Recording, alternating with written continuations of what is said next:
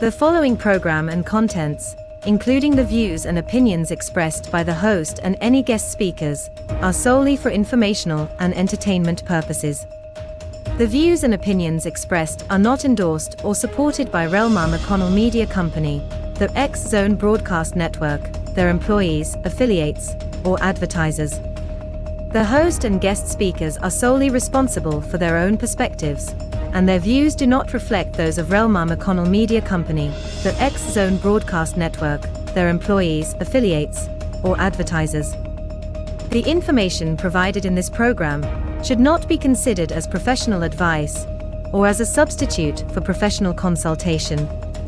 Listeners and viewers are encouraged to form their own opinions and seek independent advice when necessary.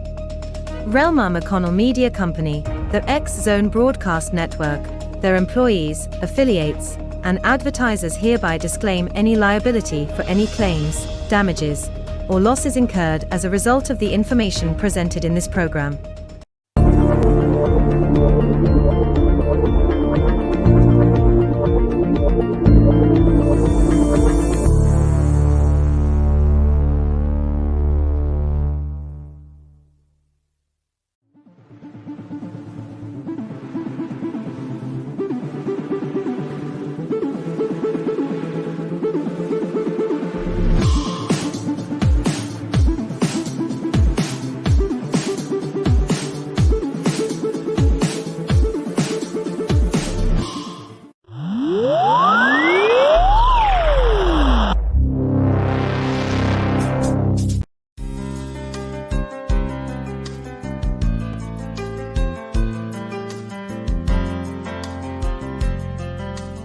Welcome to Mission Evolution Radio Show with Gwilda Wiyaka, bringing together today's leading experts to uncover ever-deepening spiritual truths and the latest scientific developments in support of the evolution of humankind. For more information on Mission Evolution Radio with Gwilda Wiyaka, visit www.missionevolution.org. And now, here's the host of Mission Evolution, Miss Gwilda Wiyaka. The oldest Tibetan shamanic tradition and religion is Bon. The Bon monks survived war and persecution to continue practicing today. Stay tuned as we explore their amazing story.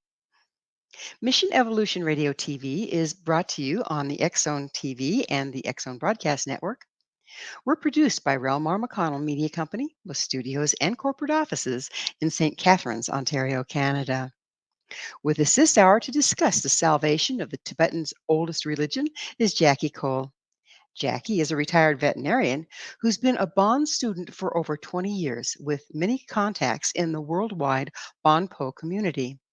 She lives in Galveston, Texas, with co-author and husband Harvey Rice. Their book is entitled Flight of the Bon Monks, War, Persecution, and the Survival of Tibet's Oldest Religion. Her website, flightofthebonmonks.com. Jackie, thank you so much for joining us on Mission Evolution. Oh, thank you. It's a joy to be here. So let's start out with, what is Bon? Oh, yes. It's not a bonbon. You don't eat it, right? Well, maybe. It's Bon is the native religion of Tibet.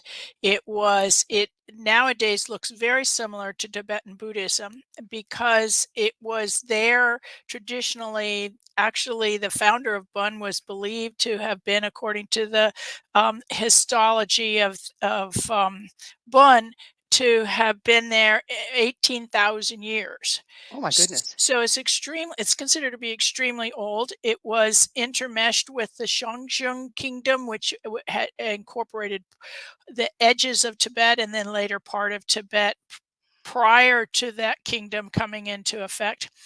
The Buddhists came to Tibet in the 7th century, and the Bon was suppressed at that point, and began to make a comeback again in the 11th century.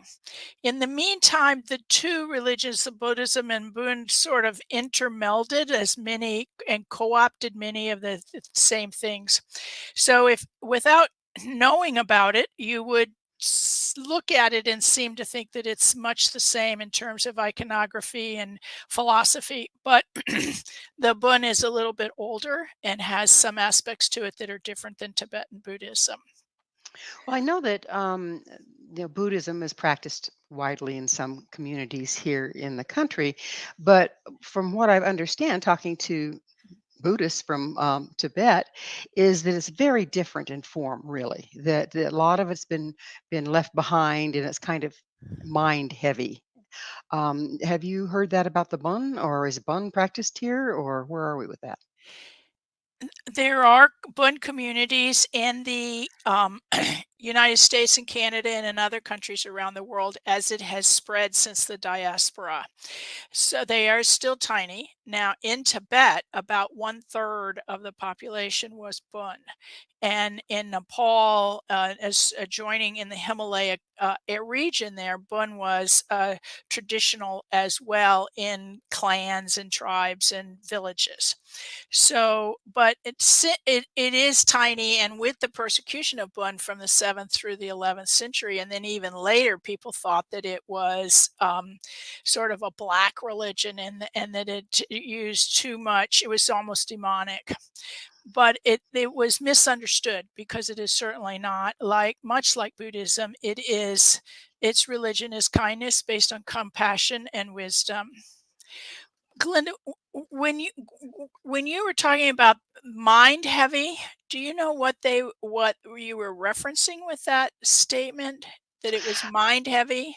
Yeah, from different sources that I've talked to is once it got moved to the United States, because we're pretty much cerebral, Yes. okay, Yes. that then it got leaned that direction, more so that incorporating some of the more what have been interpreted as dark, shamanic, earth-based aspects. Well, the Bun is definitely has more of those than does the Tibetan Buddhism. And so there are practices for body, speech, and mind in order to balance all of that, because it is necessary to have all of that balanced in order to be able to come to a realization of the mind, and the mind being your heart and what is coming from your inner being, your true nature. And so you need a balance of body, speech, and mind in order to achieve all that. There are a number of practices that are earth based and then based on the five elements and the connections of that and balancing yourself with that. Pretty That was fast, the thing pretty that fascinating. Yeah. Hmm. drew me to it as much as anything else, was because of the earth based and aspects of it and the grounding of it in that. Yes, because if you take out the earth-based part, don't you start to lose some of the, like you say, grounding? That makes sense, but also the bringing it into this reality versus still in the ethers of the mind. Definitely. It just makes we are lucky enough, the Buddhists or the Bonpos feel that being in a human body is the most lucky thing that you can have. And so because you are able to think and receive the Dharma and then be able to practice it. So we need our bodies in order to be able to practice this. And it's all integrated there. Right. So, what is Dharma? The Dharma is the teachings. So the Dharma it includes whatever teachings you receive orally. It includes the texts, and the basis for the religion is the Dharma is the teachings that provide the curriculum. And within that, are there activations that are not necessarily in writing and in physical form? I'm not exactly sure what you mean by activations. There, go ahead. Well, sometimes in different religions, being in the presence of a master brings about some kind of energetic shift in the student. Oh, I see what you're talking about. Well, Of course, it's always easier to be taught, and they do suggest that if you're going to go on the path of the curriculum, that you need a teacher.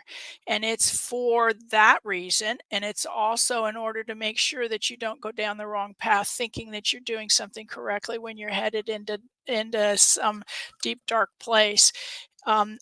I find when I take classes that to be with someone who is accomplished and has accomplished some of the things that they're trying to teach us makes it so much easier. Just their essence changes the atmosphere in the room. We also in this tradition have what's called a transmission.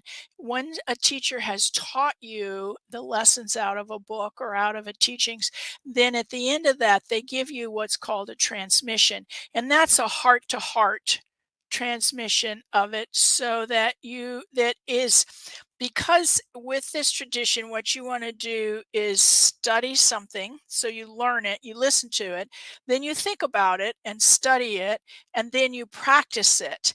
And it's the practice that actually gets you where you're the intended result to be. They Does it integrate it? Bring it all the way through the physical when you're practicing. Yes, of And course. yeah, and Yes, so by yeah. activation with transmission, those are the same things for me. That's what I was talking about. Yes. Yeah. And then there's also, of course, when you're practicing with a master, the atmosphere in the room is more open, and which it makes it easier for you to settle into whatever state it is that you need to be to receive the or to understand the teachings. In this day and age, there's a lot of self-professed masters. Master this, master that, master shaman, master. Okay, I mean it's used a lot. How can you tell if you're in the presence of a true bone master or a wannabe? The the tradition has a um, curriculum, and the curriculum is taught in the monasteries, and the monks can go there, so that the monasteries in the Dabun tradition are like universities. So they're schools as opposed to places where people come to stay and live. And that's unfortunate, but also fortunate, because then once they're finished with their school, unless they stay there like at a university to do more academia or to stay in administration, then they're expected to go out into the world to take care of Bun and their families and their people. And so we have been the beneficiary of this disbursement of people that have learned this. So all of my teachers, the ones that we explored the story of Bun with, are all graduates of the monastery universities. So they So went they over have to Tibet and were part of the university there. they started out in Tibet as part of the universities there. The mother monastery in Tibet was Minri. There were monasteries all over Tibet at the time, and back in the 50s. And they started there and got their what's called a geshe degree, which is equivalent of a PhD. Usually takes about 12 to 15 years to graduate with a geshe, and it covers a lot of different subjects and titles. And so the and you will hear them called geshe so and so, geshe denma, geshe yongdrong, geshe, and so forth. So they're called different, their name plus geshe being their title. If you have a teacher who's a geshe, then you know that they have been through not only the learning but the experiences that they need to have to be able to be qualified to teach. That's pretty much of a huge dedication of time, isn't it? Yes, it is. Yes, it is. Yes. Dedication of time and their life for that. They the whole uh, curriculum, when you teach, you have to have, there is a deal where they teach you who's a qualified teacher and then who's a qualified student.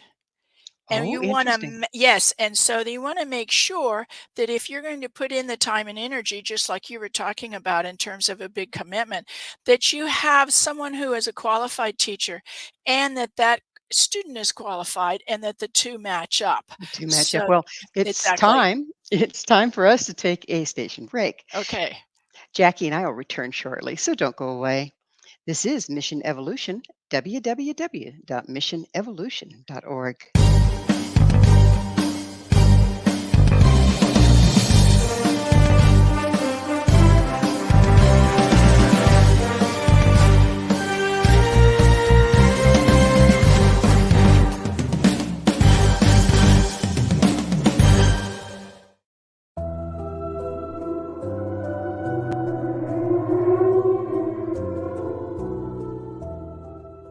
Welcome to Haunted Indian River County by Larry Lawson. Indian River County is an idyllic vacation spot on Florida's east coast, not far south of Cape Canaveral. Known as part of the state's famed Treasure Coast, many are unaware of the deep and fascinating history this area played in the development of the Sunshine State. Also lost among its visitors and residents are the chilling stories of the hauntings that accompany this rich history. It is here that a man named Waldo still looks after his family and properties, 6 decades after his death. Or a retired preacher is seen digging up his hidden treasure, days after he died. Larry Lawson spent more than 40 years in the law enforcement and criminal justice education profession. He holds a Bachelor of Science degree from Nova Southeastern University and a master's degree in public administration from Troy State University. He serves on the board of directors of the Indian River County Historical Society, is the director of the Florida Bureau of Paranormal Investigation, and is the owner of Indian River Hauntings, LLC, where he provides historical and paranormal tours and events. He has been actively researching the history and paranormal legends of the Treasure Coast of Florida since 2010. Larry is currently the host of Paranormal Stakeout radio TV show on the Exozone Broadcast Network and the past host of Encounters with the Other Side on WPSL Radio in Fort Pierce, Florida. Pre-order your copy of Haunted Indian River County by Larry Lawson on Amazon.com today.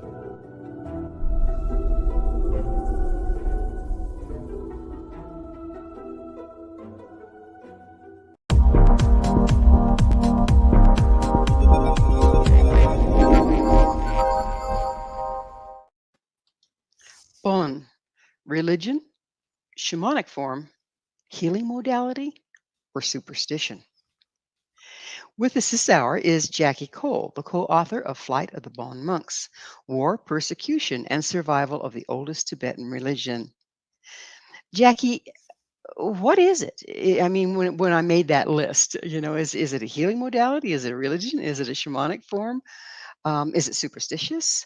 Where does it fit into those categories? I would have to say it's all of those except superstition, in that it is a religion and that it is a spiritual tradition, long-standing spiritual tradition. Does have healing modalities within it, built within it. And then you said one more. Let's see what I say. Anyway, it is Shamanic form. shamanic form. And there are, depending on your definition of shamanic form, there are some practices that some people would consider shamanic practices. You understand that this is formed in a part of the world, this religion came to a part of the world where everything is harsh. Everything is difficult, especially the natural things. And so great reverence was developed for the natural area, and then also there was great need to protect from the natural forces and to enhance whatever natural forces were there in order to grow your food and protect yourself and your animals and so forth. And so there were a number of earth-based, which a lot of people consider that to be shamanic things, that were practices that were developed as a part of this Bön, so that they could deal with this, what they considered to be the spirits of the earth and the spirits of the mountains and the spirits of the lakes and so forth. So, how does that then translate to today as being useful in our modern world? I'm an environmental activist and what I would consider an eco warrior as best that I can be, and so I see that it's as applicable, if not ever before, because we are indeed in need of connection to the earth and its spirits. So the rebalancing Absolutely. back to the way life Absolutely. works. Yes. Mhm. Yes. And that with that, it's an interconnection because if we can rebalance ourselves, then we're more likely to work with rebalancing than the earth. And if the earth and its elements are more balanced, then we're likely to be more balanced so that we can work back and forth between the two. We're all a part of, there's nothing that's independent. We're all interdependent. So is that balance brought back through ritual? Is that what's used? There are a number of those. The Bon religion has both sutra, tantric, and dzogchen. Sutra is a path of renunciation so that you know what's right or wrong and what's easier, and you can stay on that path. And then tantric is a path of transformation so that anger is transformed into love and jealousy is transformed into generosity so that you can open your path and change things as necessary to make your life better and the lives of the beings around you better. And then Dzogchen is a path of great, what they call a great perfection. That is a path where if you leave everything as it is, it just dissolves away and becomes perfection. So that if anger were to arise, you would be able to look at it, hold it, look at it, and if you just kept looking at it, it would dissolve away. Yeah, I know. I agree. This is a practice that people practice for lifetimes in order to try to learn it and to practice it. So, but we were talking about, is there ritual? There are within this lots of rituals built in. They actually talk about the 9 ways of Bön, and each one layers on top of the other until you get up to Dzogchen. And so, because you can't do Dzogchen if your body's not healthy, you can't do Dzogchen if you are balanced. You can't do Dzogchen if you're starving or if the world around you is falling apart. So you use the lower level practices or what's considered different level practices in order to balance your earth and the things around you so that the conditions are optimum for you to study and practice.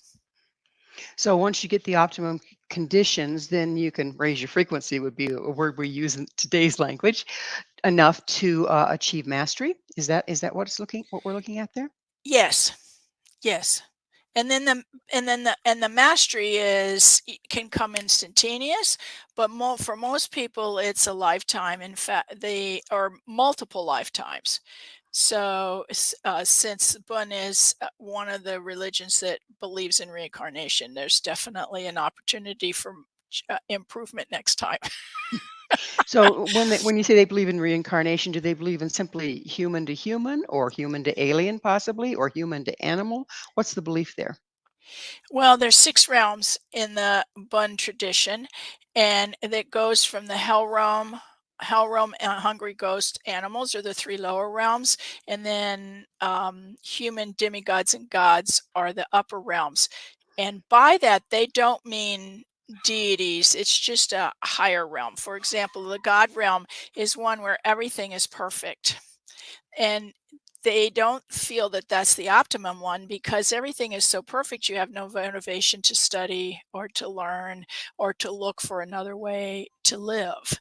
And so we've all in our lives today lived through all those realms depending on our circumstances. The people in Gaza are living in the hell realm right now, and the people in the well, who knows has the God realm right now, but we're in the human realm. Our animal friends are in the animal realm. We can see them. Some of these are formed and some of them are formless. So what do you mean by some are formed and some formless? The animals or everything in general?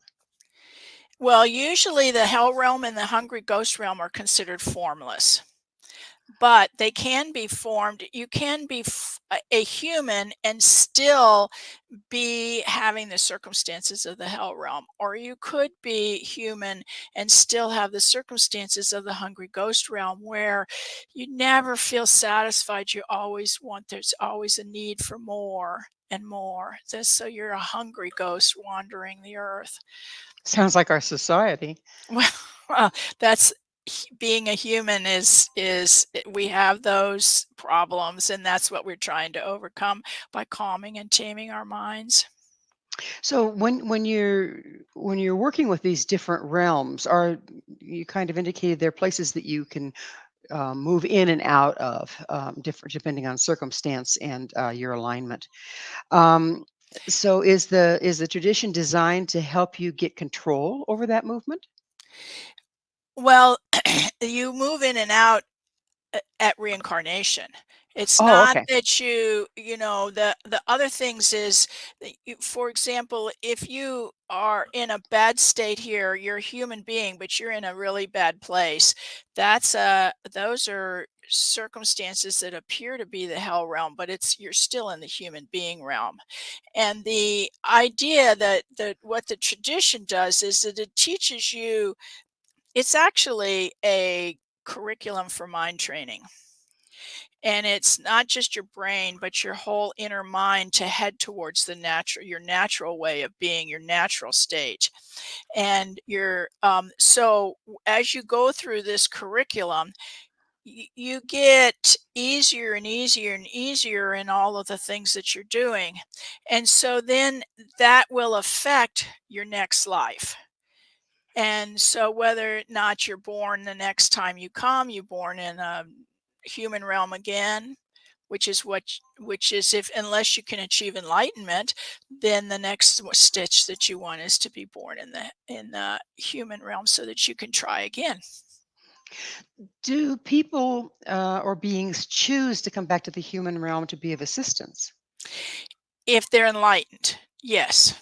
Yes, if they're enlightened, that's the choice of the bodhisattva, which is a vow that if you choose, you can make the choice of a bodhisattva, and that is that you're going to work for enlightenment so that you can help all sentient beings. Is there a timelessness to this? I mean, if you're reincarnated, can you be reincarnated into the future, to the past? I don't know. There's a good question, right? Yes, We can't have a there time is. machine and pick our destination, right?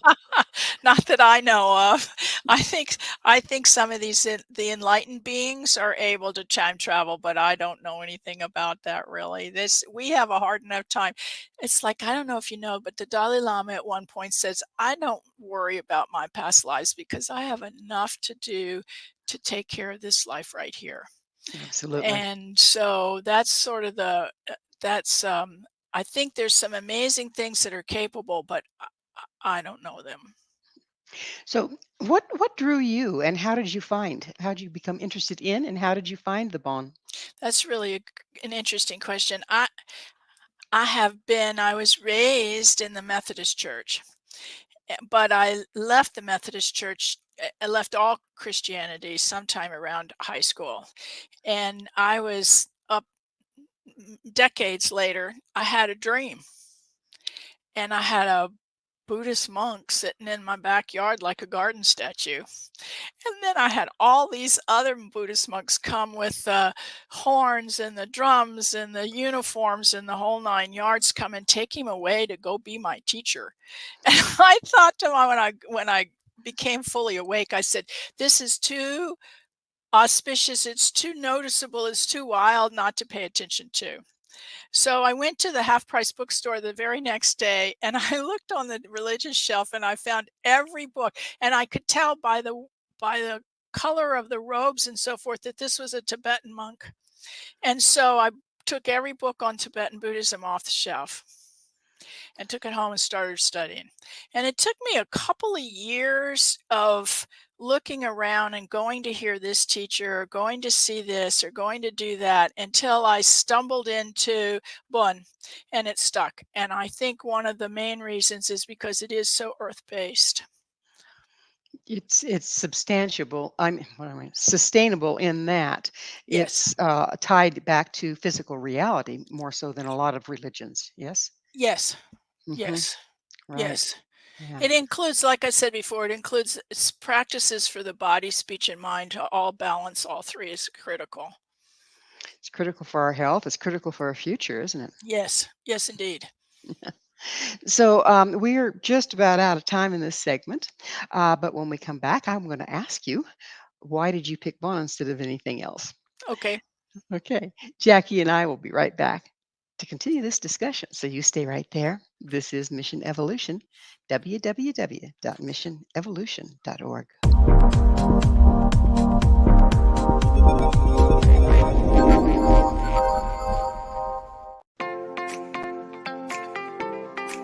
Are you interested in evolving with the times and becoming all you can be? Don't you wish there was one place to find the latest information to help guide you through the process? I'm Gwilda Wiyaka, host of Mission Evolution Radio TV. Join me on my mission to find the latest evolutionary knowledge and tools. The guests on Mission Evolution are leading experts in a wide variety of divergent topics, including allopathic, holistic, and integrative medicine, epigenetics, enlightenment, quantum physics, meditative practices, environmental issues, spiritual evolution, trauma healing, and so much more. Mission Evolution Radio TV is aired worldwide through the X-Zone Broadcast Network, X-Zone TV Channel 32 on Simul TV. You can enjoy our archives of radio or TV shows with our compliments at www.missionevolution.org. Come see the amazing lineup of guests and topics. With more than 200 episodes to choose from, you're sure to find what you're looking for. Visit www.missionevolution.org.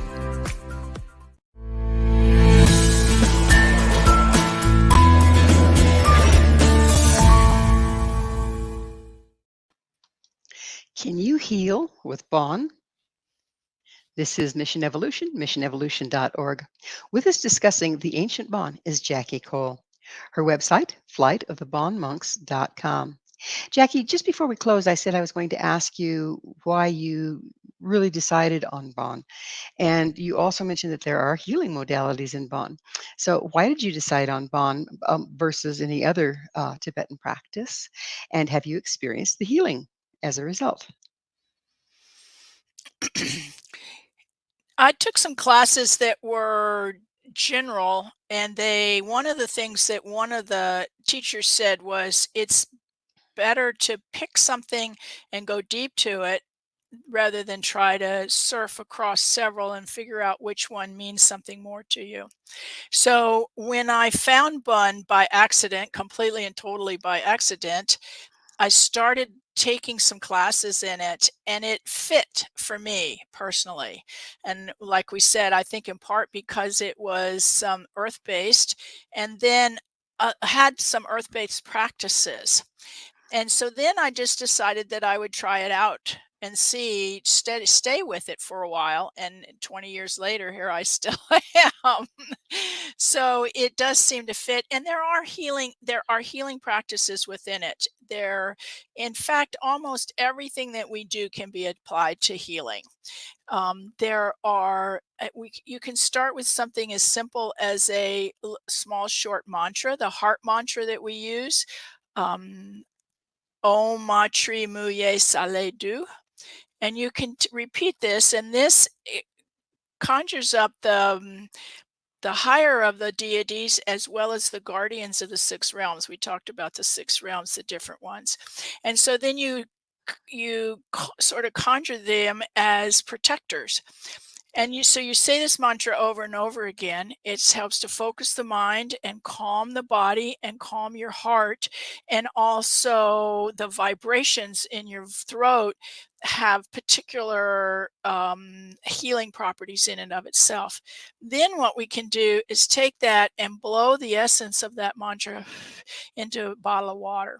And then you can use that to drink and to help to heal. So that's just one very simple little healing practice that we have.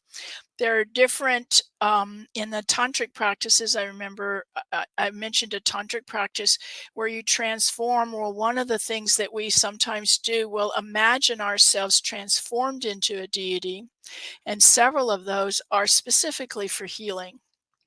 As a veterinarian, if I was feeling nervous about a process that I was going to have to do, or unsure, or I wanted something special for an animal I was working on, I would just sort of hum the beginning of the mantra to myself and just sort of take on the energy of that healing deity.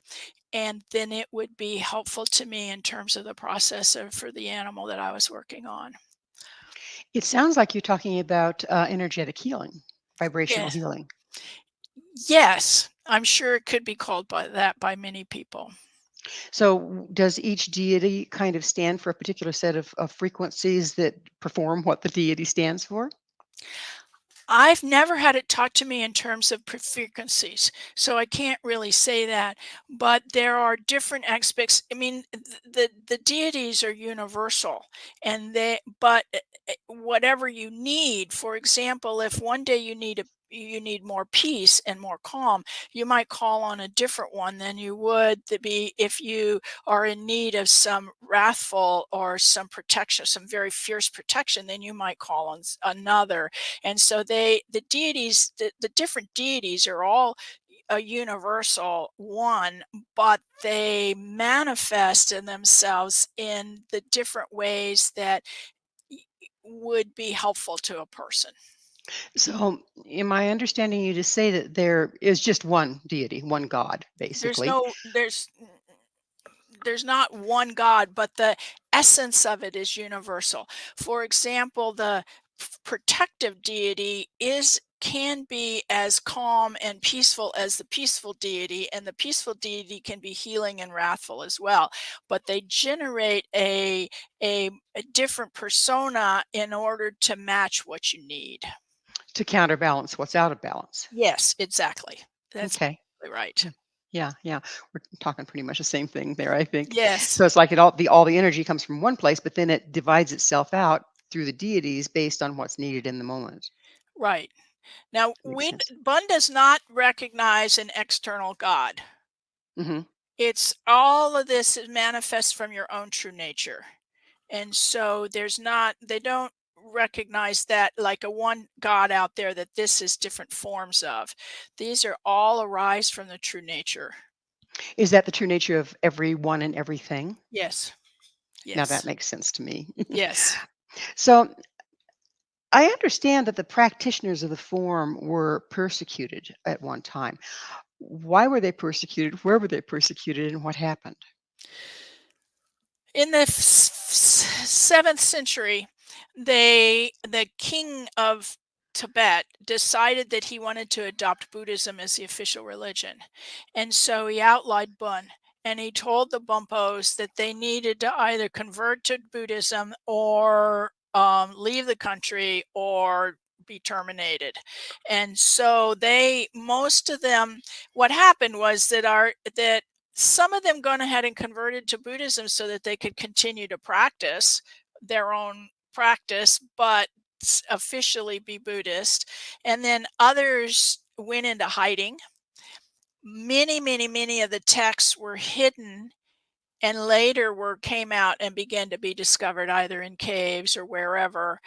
And when the revival in the 11th century began and they began to be able to practice again, then a lot of this came from the um, texts that were hidden in the 7th century and then began to be found in the 11th century. Now, the So Buddhists would tell you that we just incorporated the Buddhist teachings, and made it our own. But there's really been more of an amalgamation than each side claims the other side borrowed from them.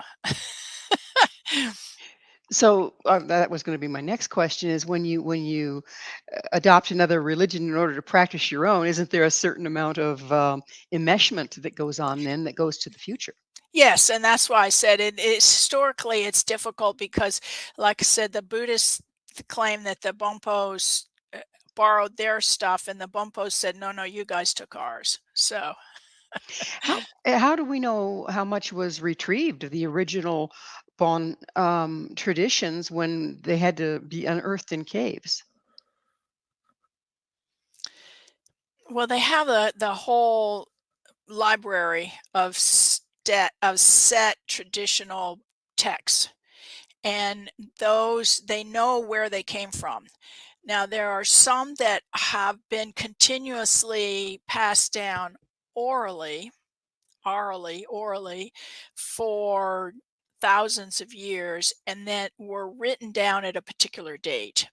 Others were written and found. They're called terma, Terma, and they're found, and those are noted as being found. And then there are some where people have said, "Oh, I received this by channeling," and they wrote it down. But it's all documented as to where each one came from and how it was found.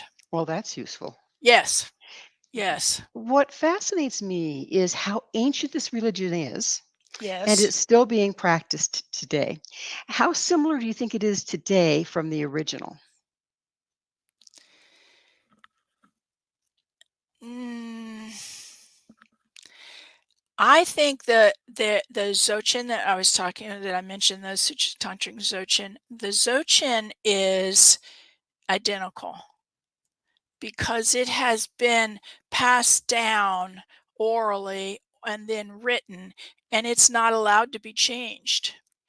That's part of the tradition is that you're not allowed to change it. Occasionally, a master will come along that will write commentary, which is sometimes helpful for their students. But in terms of the text is not changed, and so that part of it is the same according to history and tradition. I think some of the rituals for everyday life may have evolved somewhat based on the fact that everyday life is a little different now than it was back then. Well, language is too, and interpretation of language. I mean, we run into this with the Bible. Well, is it the King James version, or is it the this, or is it the that? And the same chapter can sound very, very different based on how it was translated. Is there some pollution that's gone on in that way? I don't have a good way to analyze that because the texts are all in Tibetan. And so the Tibetans, I have seen with it coming to the West, I have seen several different teachers translate the texts, and they are very slightly different, but in essence, they are exactly the same. And as you begin to study, you begin to learn specific words that are so that you can actually, even if you don't speak Tibetan, you can actually follow the text. And when you can see certain words come up, then you know that's what that means. So I think for the most part, they are essentially the same. Different teachers will they are taught to be extremely careful and to not change this stuff. At least that's what they tell us they were taught. And since every teacher starts a teaching with who they are, what their lineage is, who taught them, where they got the transmission for this, and how come they're qualified to teach this, and then they say, and we're not allowed to change this stuff, you have to assume that it's pretty much the same because every teacher that I've taught from, that's the way they start their lecture. Now, when people ask them a question, they will interpret it to the certain degree for that question. But for the most part, the texts are same. I wish we had that kind of accountability in a lot of the things we do today, don't you? Yes, yes, yes. And it's that very thing that made me think about these people because I would hear that over and over again. Now, it took me a good number of years for that stuff to begin to sink in and to understand that this was such an important part of the Bun tradition. And then I began to hear that there were only four masters who had been able to escape from Tibet that were still alive. And so I just thought these are people's stories that need to be told, and we were able to go and talk to them and listen to their stories, and it was fascinating to hear the trials and tribulations that they went to within Tibet, and then in their escape with Chinese takeover. Well, we'll have to go deeper into that because it sounds doggone interesting. But Yes. it is time for a commercial break. So Okay. stay with us. Jackie and I will Yes. continue to explore Bon as an evolutionary tool. This is Mission Evolution, www.missionevolution.org.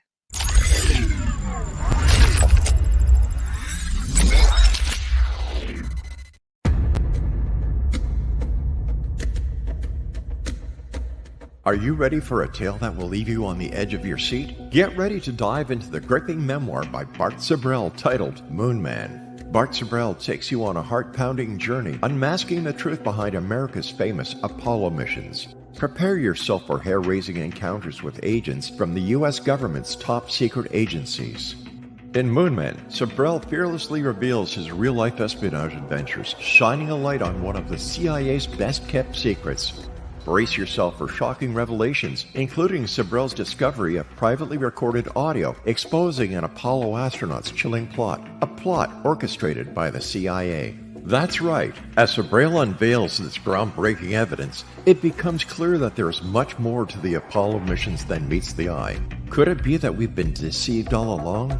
Moonman is a gripping page-turner that challenges everything you thought you knew. It's a mind-bending journey into the unknown, where the line between truth and fiction becomes blurred. Don't miss this opportunity to uncover the secrets hidden for decades. Let your curiosity guide you as you join Bart Sibrel on his quest to find the truth. Moonman, available now at Sibrel.com. That's Sibrel.com. Prepare to have your beliefs shaken to the very core.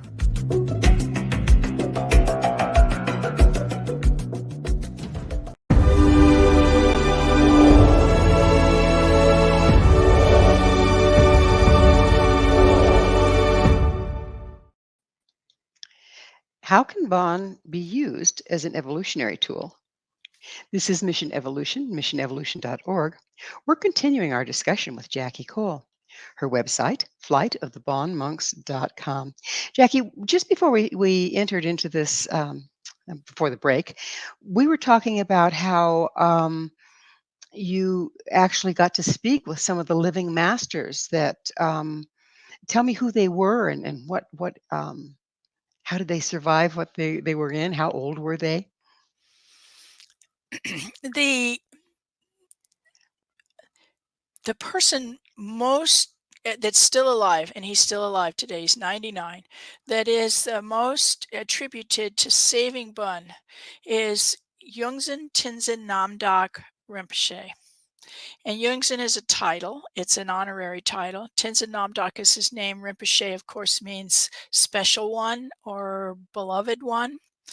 And so he has an honorific at the beginning and at the end of his name. Yungsan was a, I'll call him Yungsan Rinpoche.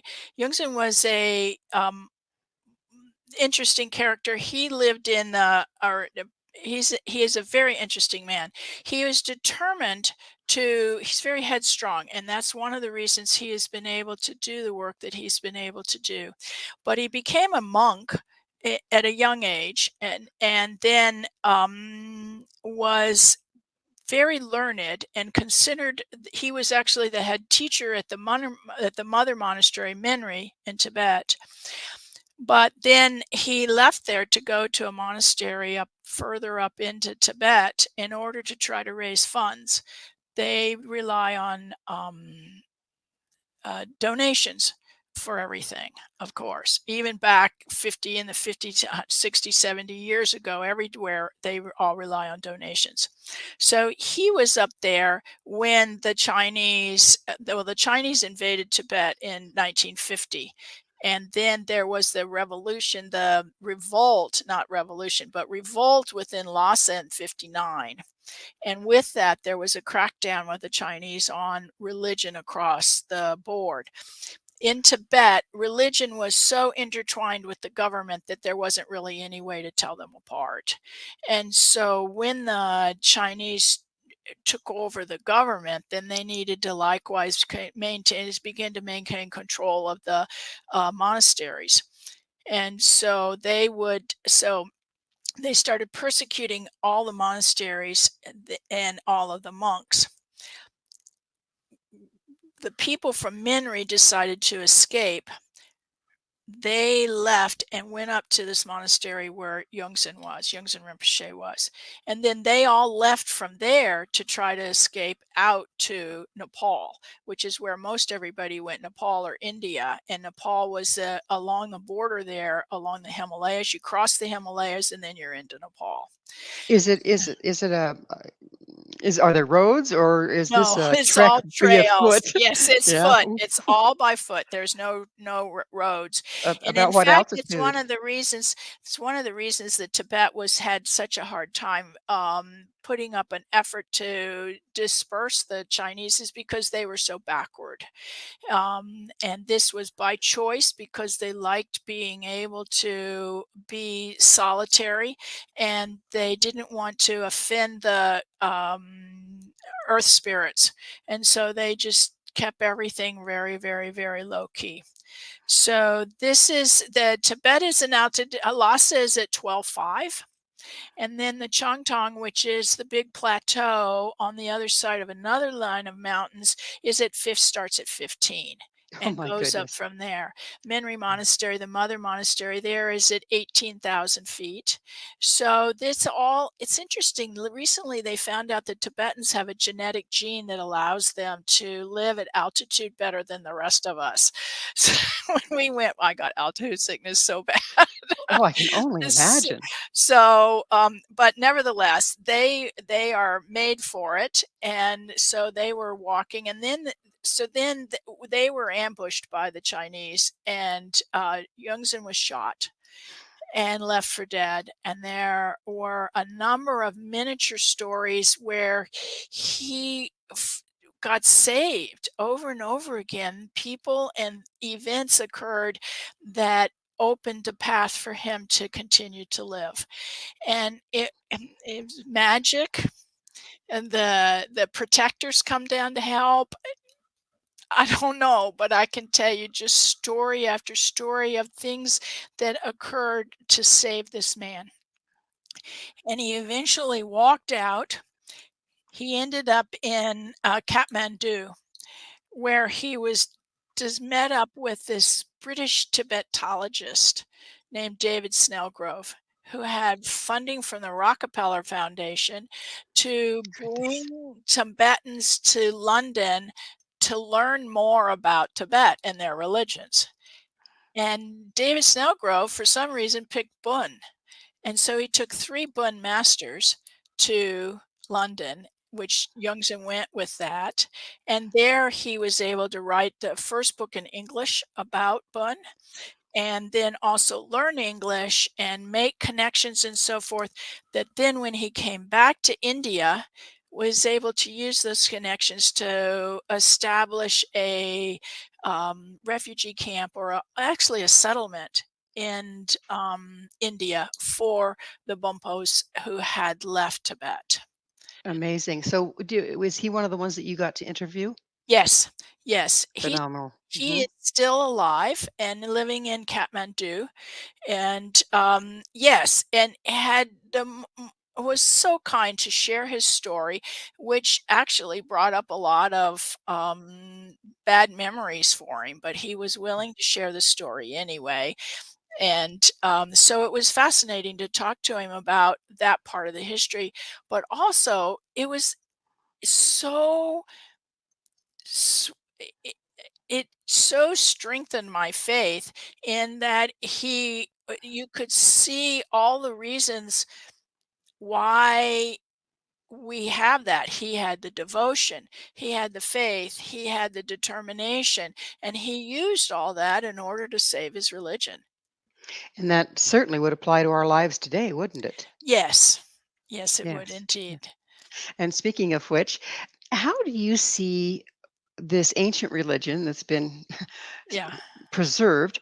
How do you see it serving our evolution? How do you see it serving us today?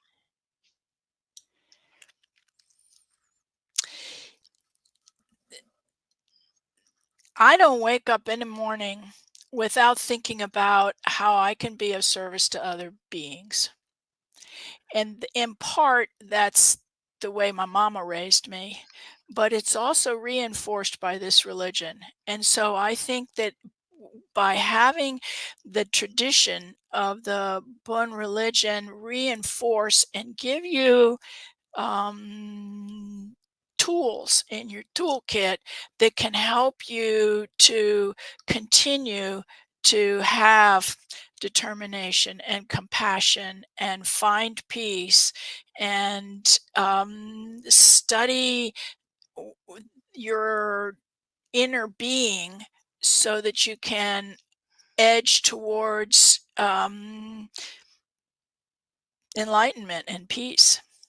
So there's nothing more than we all need right now. You won't get any argument out of me on that one. And we certainly need something, don't we? So let's go back a little bit to, Sure. we don't have too much time left here, but I want to discuss Bon as a healing modality. Yeah. I understand how frequency wise it, Yes. it attunes a person and they can reestablish balance or counterbalance what they're lacking with the different deities. How about herbs and that sort of thing? Did they use herbs? Do they use herbs? There's Tibetan traditional medicine uses herbs. Now, I'm not trained in it. I've had lectures on it and seen a little bit of it. I'm trained in traditional Chinese medicine, and I did acupuncture with my animals when I was working as a veterinarian. And Tibetan medicine is similar in that it deals with the different you use the pulse and the purposes, and then you have medicine, and there's also herbs that work, and then also meditation practices that go along with it. So I think that traditional Chinese medicine now, is there a section of traditional Chinese medicine that's separate for Bun? I don't think so, but I don't know that for sure. Right. So, Okay. but the traditional Chinese medicine, of course, can be very useful in healing. Well, it's that time of the show when I get to ask you, what's your mission?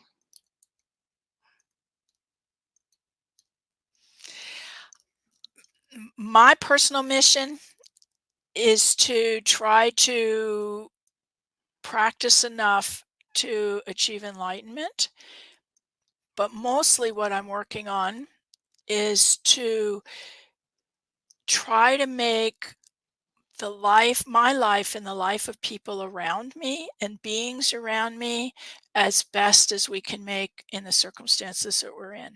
Mhm. That's a beautiful mission and much needed. Thank you. It's much needed. What would you like to share? What can you share with our audience to give us hope in these times that seem to be dark based on your traditions?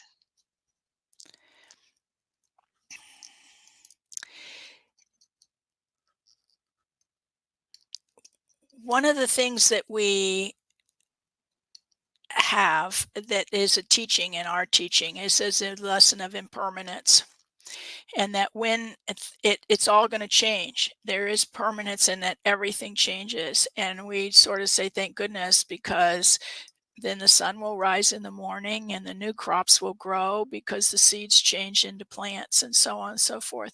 And so if we can remember impermanence, then we can remember that even in dark days, this is going to change. And in good days, to celebrate our good days, but to not take them for granted. And so that's what I would say based on the Bön that I've learned there in terms of accepting impermanence and being happy for the things when it's good and to know when it's bad that it's going to change. Those are words to live by for sure. Absolutely. We're just about to close. Is there anything else you'd like to share with the audience? I just wanted to say that these people that I've got to meet and write about are so incredibly eh, are such incredible influences in terms of inspiration. Mm. And so I feel very lucky to have been able to be not only a part of this Bön tradition, but also to be inspired by them because they just were incredible. It's a Well, special stories. well, we are out of time. Jackie, thank you so much for coming on the show. Thank you for having me. I enjoyed talking to you so much. Our guest this hour has been Jackie Cole. Jackie is the author of Flight of the Bon Monks, War, Persecution, and the Survival of Tibet's Oldest Religion. To find out more about Jackie, you can visit her on her website, flightofthebonmonks.com. This has been Mission Evolution with Gwilda Wiyaka. For more information or to enjoy past archived episodes, visit our website, missionevolution.org. And join us next time because this mission will continue, bringing information, resources, and support to an evolving world.